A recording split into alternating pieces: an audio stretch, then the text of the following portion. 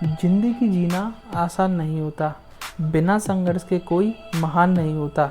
जब तक न पड़े हथौड़े की चोट, जब तक ना पड़े हथौड़े की चोट, तब तक पत्थर भी भगवान नहीं होता। हेलो दोस्तों, मैं विकास गुप्ता एक बार फिर से स्वागत करता हूं आप सबके YouTube channel practice with motivation में। चलिए, तो आप जैसा कि स्क्रीन पर देख ही रहे होंगे कि आज हम हिंदी का महासंग्राम करने जा रहे हैं। नहीं, डरिए मत ही, कोई युद्ध करने नहीं जा रहे हैं, पर हाँ, युद्ध तो है हमारा किससे? हिंदी के एमसीक्यू क्वेश्चनों से। तो हिंदी के एमसीक्यू क्वेश्चनों से युद्ध है, और जिसमें हमको क्या करना है? जीतना है। और हम जीतेंगे कैसे? जीतेंगे हम ऐसे कि हिंदी में 50 में से 40 नंबर लाएंगे। ठीक है, 50 क्वेश्चन का एमसीक्यूज है, जिसमें से हमको 40 क्वेश्चन लाना है। और आपको पहले ही बता दूं, इस वीडियो को मैं ज़्यादा से ज़्यादा है ना लंबा नहीं खींचूंगा, क्यों? और ना ही क्वेश्चनों को डिटेल में सॉल्व करवाऊंगा। क्यों? एक तो इससे क्या होगा, वीडियो लंबा हो जाएगा, और वीडियो लंबा होगा तो आप लोगों से देखोगे है नहीं, आदत छोड़ दोगे बीच में से ही।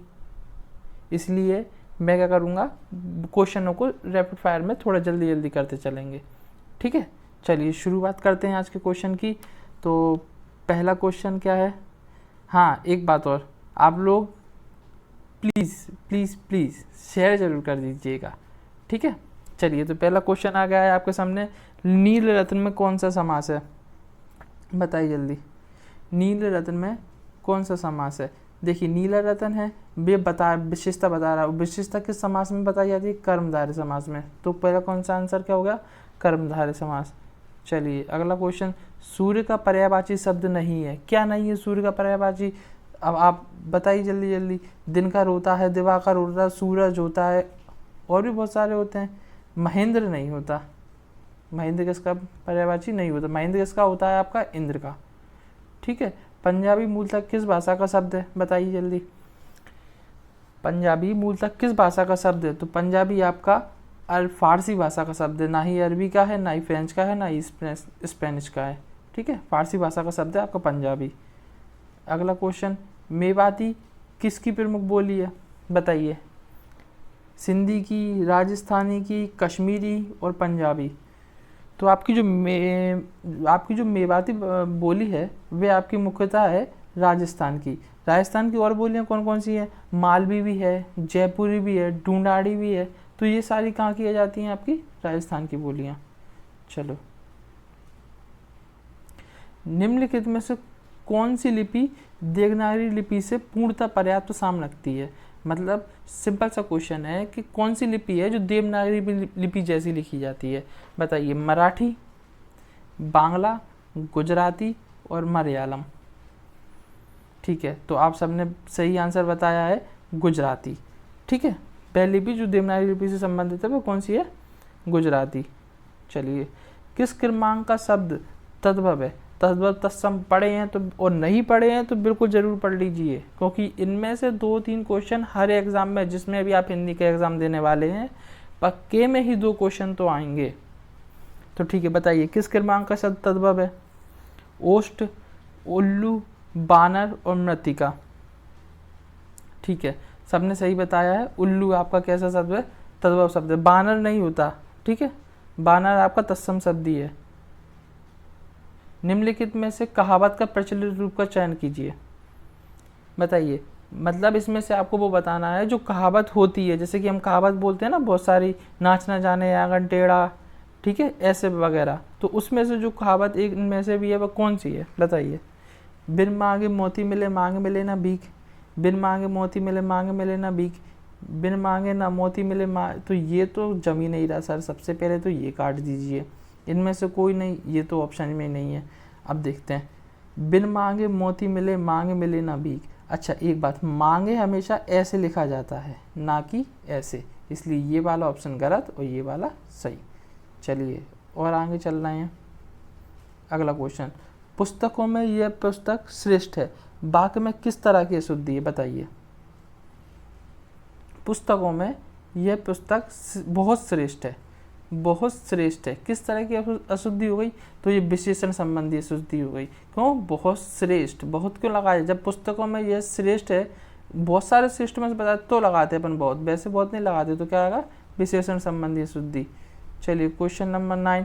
अतिवृष्टि का सही विलोम क्या होगा? सबने सही बताया, अनावृष्टि। बहुवृष्टि नहीं होगा, याद रखना, ठीक है, क्योंकि वो उसका क्या हो जाएगा, पर्यायवाची। रहीमन पानी राखिए, बिन पानी सब सून, पानी गए न उबरे, मोती मानस चून। इसमें आपको क्या बताना है? अलंकार। तो बता दीजिए कौन सा अलंकार है। ठीक है, सबने सही ये बताया है। यहाँ पे श्लेष अलंकार बताया। श्लेष अलंकार क्या होता है? एक शब्द जब कई बार आता है और उसका हर बार अर्थ अलग अलग होता है, उसे श्लेष अलंकार कहा जाता है। जैसे पानी, यहाँ पे पानी शब्द कई बार आया और इस बार हर बार पानी के अर्थ अलग है। जैसे रहीमन पानी राखी, इज्जत राखी, बिन पानी सब सून, इज्जत के बिना सब सूना है। जैसे पानी के बिना सब सूना है, पानी गए ना उबरे, पानी नहीं मिला तो मोती मानस चून, फिर क्या चुनेगा? ठीक है, तो ये चीज़ क्या है, पानी से संबंधित है आपकी। पानी से बोल रहा हूँ, श्लेष अलंकार से। किस शब्द में आवा प्रत्यय नहीं लगा है? प्रत्यय कब लगते हैं और उपसर्ग कब लगते हैं, पढ़ लीजिए ध्यान से जल्दी। ठीक है, तो किस शब्द में आवा प्रत्यय नहीं लगा है? तो भुलावा, भूल दन आवा, भुलावा हो गया। चढ़ दन आवा, चढ़ावा हो गया। दिख दन आवा, दिखावा हो गया। लावा में थोड़ी ना होगा, ला दन आवा, कोई मोबाइल थोड़ी ना लावा वाला जी अपना। अगला क्वेश्चन, शुद्ध वर्तनी वाले शब्द का चयन कीजिए। कौन सी है शुद्ध वर्तनी? पानी, सिंहासन, पदमार। अच्छा, अशुद्ध शब्द बताना होगा इसमें शायद। हाँ, गलत हो गया, शुद्ध। तो इसमें कौन सा आएगा? अनुग्रहित आंसर होगा। ठीक है,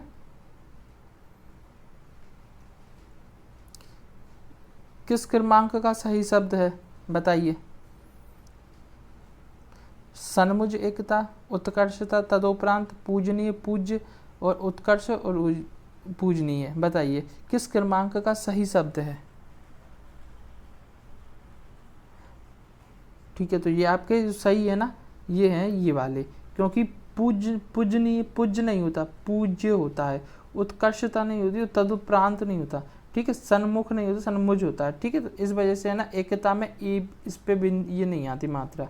ठीक है, तो कौन सा सही होगा आपका? डी आंसर आपका सही होगा। उत्कर्ष ऐसे लिखा जाता है और पूजनीय, ये सब है ना लिखने से संबंधित था। कमल शब्द का पर्यायवाची नहीं है, बताइए। उत्पल, सरोज, कुसुमकार और पुंडरीक। सबने सही बताया, कुसुमकार। कमल के पर्यायवाची सबको याद होंगे, उत्पल, सरोज, पुंडरीक, और भी बहुत सारे हैं, कुसुम, सुमन, ये सब ये तो पुष्प के हैं। निम्नलिखित में से मुहावरे को पूरा करें। कौन सा मुहावरा है?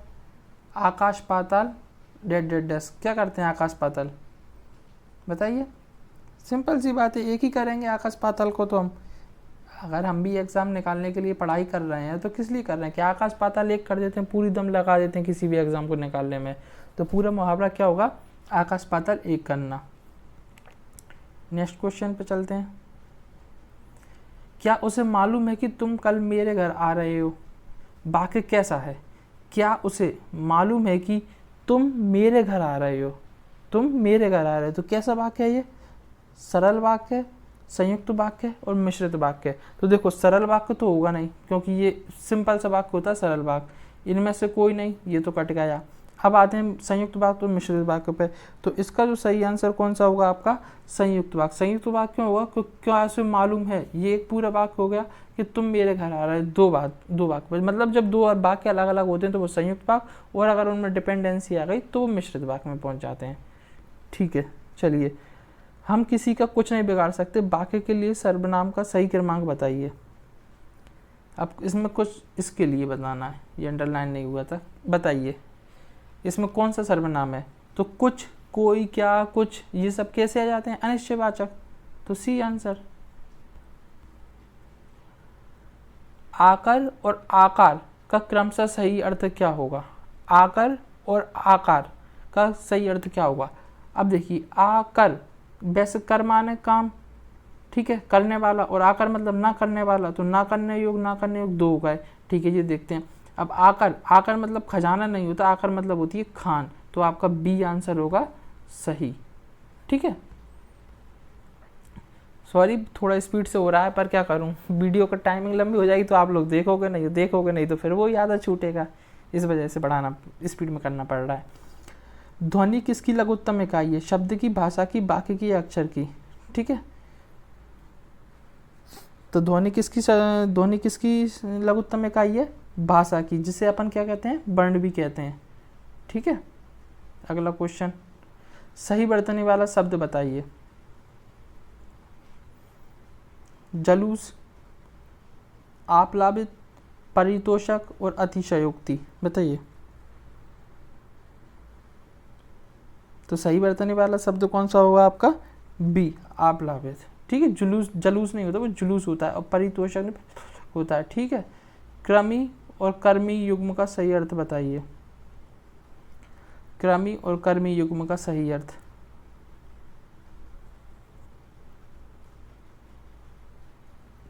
ठीक है, क्रमी और कर्मी युग का सही अर्थ क्या होगा? क्रीड़ा और कर्मचारी। क्रमी मतलब क्या होती है? कीड़ा, और कर्मी जो किसी काम करते हैं, जैसे सहायक कर्मी अपन बोलते हैं, पुलिस कर्मी, तो ये सब क्या होते हैं? कर्मचारी होते हैं, है ना, किसी भी काम को करने वाले कर्मचारी हो गया। और क्रमी मतलब होती है कीड़ा, तो कोई इंसान आंसर हो गया बी। उत्पत्ति के आधार पर कितने भेद होते हैं शब्द के? तो उत्पत्ति के आधार पर शब्द के 4 भेद होते हैं। ठीक है, कौन कौन से होते हैं? तत्सम, तद्भव, देशज, विदेशज। संकर शब्द उत्पत्ति के आधार पर शब्द नहीं होते हैं। जब प्रथम शब्द संख्यावाची और दूसरा शब्द संज्ञा हो तो कौन सा समास होगा? संज्ञावाची शब्द। संख्यावाची शब्द आगे बिना देखे द्विगु समास लगा दो। संख्यावाची शब्द की बोल रहा है, द्विगु समास।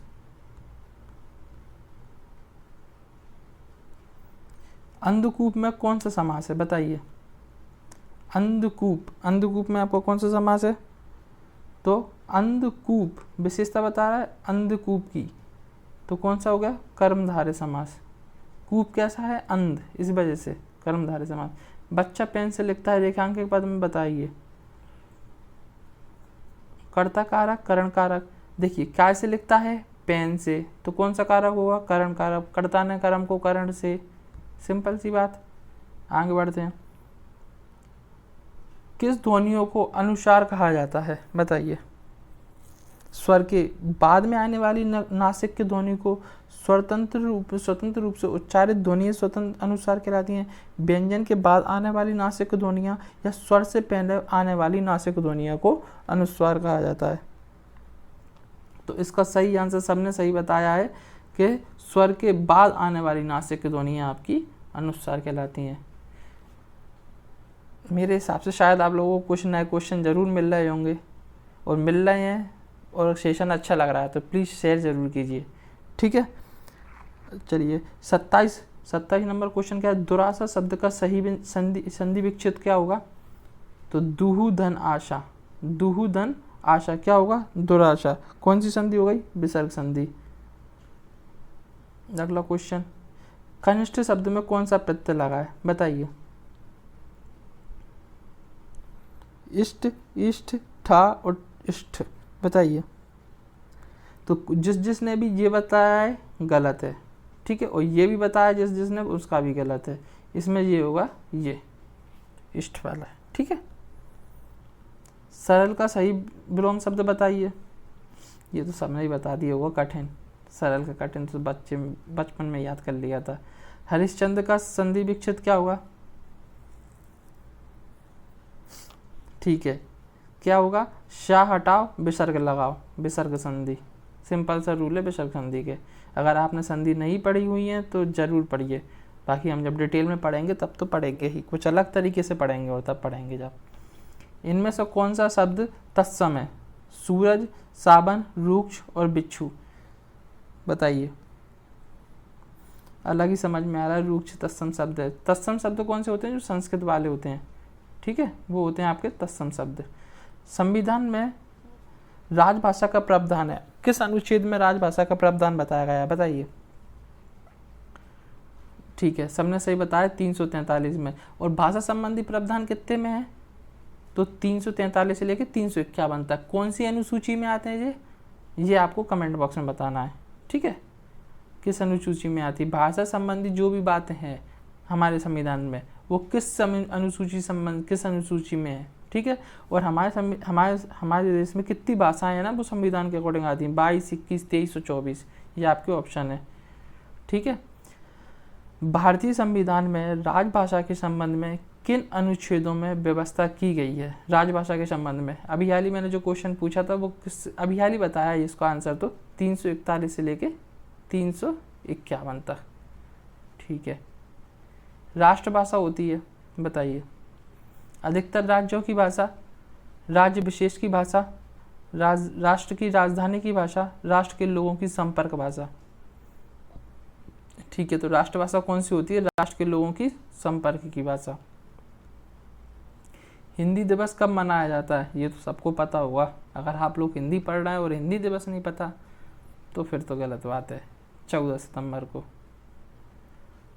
ठीक है, और आगे बढ़ते हैं। व्यंजनों का सही क्रम बताइए। आ गया कुछ अलग। कौन सा होता है व्यंजनों का सही क्रम? डी, शा शा शा, ये वाले क्रम में चलते हैं ये।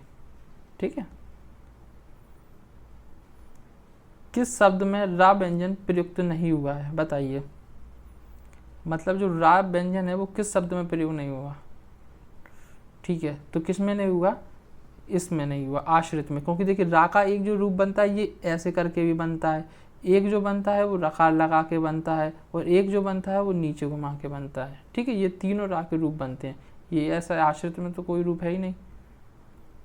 बिहारी ने सतसई लिखी में सतसई शब्द कौन सा विशेषण है? बताइए। हाँ, आ गए अब क्वेश्चन ढंग के। मैंने पहले बोला था शुरू में क्वेश्चन सरल इसी वजह से रखे हैं कि कोई भी एग्जाम है ना इजी टू मॉडरेट लेवल पे बनाया जाता है, तो वो उसी हिसाब से मैंने थोड़ा सोच के शुरू में सरल क्वेश्चन रखे थे। बताइए, बिहारी ने सतसई लिखी, सतसई शब्द में कौन सा विशेषण है? तो ये आपका कौन सा विशेषण है? समुच्चयवाचक विशेषण है। ठीक है। किस क्रमांक में स्पर्श व्यंजन नहीं है? बताइए। स्पर्श व्यंजन कितने हैं टोटल? 25। और ये का, खा, ता, दा, गा ये तो होते हैं, और ये दो ना, मा, ये जो 5वीं लाइन होती है ये क्या होती है? बताइए।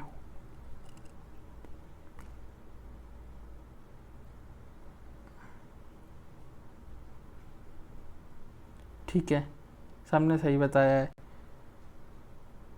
स्पर्श व्यंजन किस क्रमांक में स्पर्श व्यंजन नहीं है? ठीक है, डी, ना और मा नहीं है।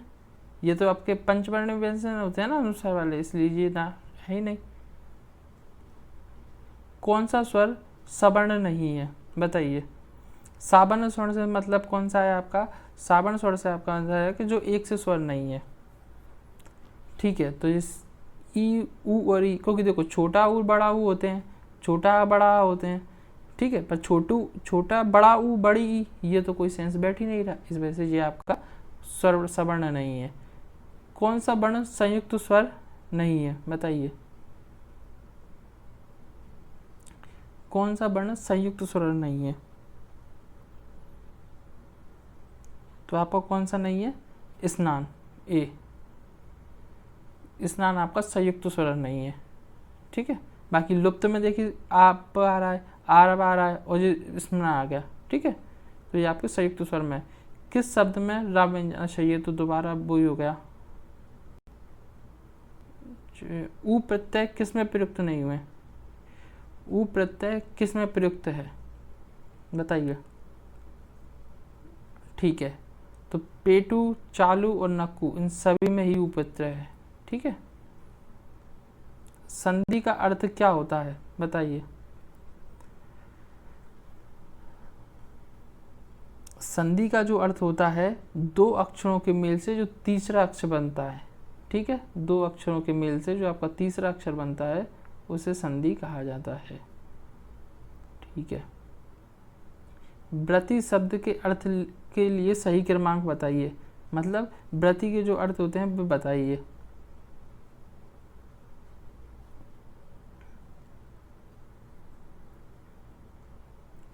बताइए। व्रति का सही अर्थ होता है क्या? कार्य और पेशा। व्रति के जो सही अर्थ हैं वे हैं कार्य और पेशा। ठीक है। प्रथा और प्रथा, क्या? प्रथा और प्रथा युग्म का अर्थ क्या है? बताइए। देखिए, जो आपकी पुराने ज़माने की चली आ रही है वो क्या होती है, प्रथा, रीति बोलते हैं हम, रीति चली आ रही है, तो रीति इसका आंसर हो गया। अब अपन को दूसरे का नहीं भी पता तो भी कोई दिक्कत नहीं है, क्योंकि रीति तो और किसी में है नहीं। और ये वाली जो प्रथा है इसका अर्थ क्या होता है, कुंती। ठीक है, तो आपका ए आंसर सही होगा।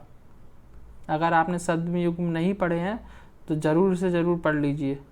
तो अब बताइए किस क्रम में सर्वनाम का भेद नहीं है। तो पुरुषवाचक सर्वनाम पढ़ी थी, निजवाचक सर्वनाम पढ़ी थी, संबंधवाचक सर्वनाम पढ़ी थी, और अस्तित्ववाचक सर्वनाम तो कभी पढ़ी ही नहीं है। और अगर आपने नहीं पढ़ी है सर्वनाम तो मेरा सबसे पहला वीडियो जरूर जाके देखिए, उसमें मैंने सारे सर्वनाम आपको बताए हैं। कुंद इंदु सम देहु उमा रमन करुणानयन, जाहि दीन पर नेहु कृपा करहु कृपा करुणानयन। तो इसमें आपका कौन सा अलंकार है, बताइए। हाँ, अब छंदे पे नहीं जाना कि छंदे पे दोहा है, ये चौपाई है, ये नहीं बताना, आपको बताना है अलंकार। और यहाँ का आपका अलंकार कौन सा है, रूपक। सम समान ये वाले जो शब्द आते हैं, सम समान जो वाले जो शब्द हैं वो आपको कौन से अलंकार में मिलते हैं, रूपक अलंकार में। ठीक है, सम समान इति इमी ये सब सारे शब्द आपके उसमें आते हैं रूपक अलंकार में। किस क्रम में संप्रदान कारक का सही प्रयोग हुआ है। अब संप्रदान कारक का वो याद होना चाहिए, क्रम कौन सा होता है। तो कर्ता ने कर्म को करण से संप्रदान के लिए, संप्रदान के लिए, तो बच्चों के लिए मिठाई लाओ, ये संप्रदान कारक हो गया। अर्ण्योदन, अर्ण्योदन का क्या वो होगा, अर्ण्योदन का, ये अर्ण्योदय जो गायन है वो कब होता है, अर्ण्योदय जो गायन है वो कब गाया जाता है, बताइए।